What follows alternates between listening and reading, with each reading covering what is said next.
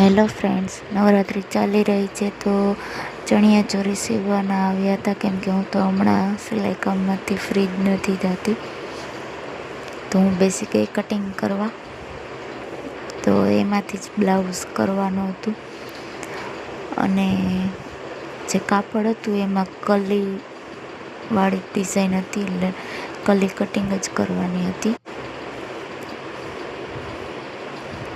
તો આ થઈ ગઈ કટિંગ કલી અને ફાઇનલી 26 કલી કટિંગ કર્યું મેં અને પછી અસ્તરનું કટિંગ કર્યું અને પછી હું બેસી ગઈ સિલાઈ કરવા.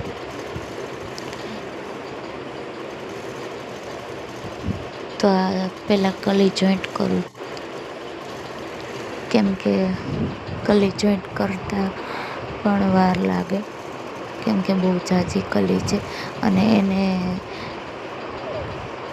કસ્ટમરને તો જોતો તો એટલો ઘેર કે જેટલો થાય એટલો જ કરજો, એમાં જેટલો છે કાપડ એટલો બધો ઘેરમાં જ યુઝ કરી નાખજો.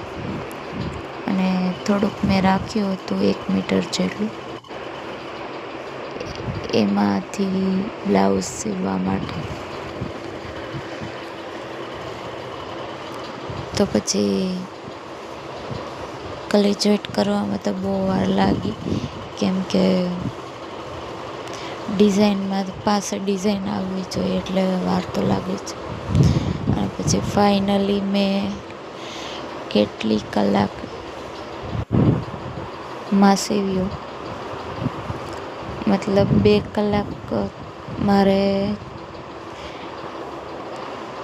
2 કલાક નહીં પણ 2.5 કલાકમાં ચણિયો અને બ્લાઉઝ બેય સીવતા, મતલબ એટલો ટાઈમ લાગ્યો. એક ધારી બેઠી રહી અને આ ફાઇનલી ચણિયો સીવાઈ ગયો અને બ્લાઉઝ પણ સીવાઈ ગયું.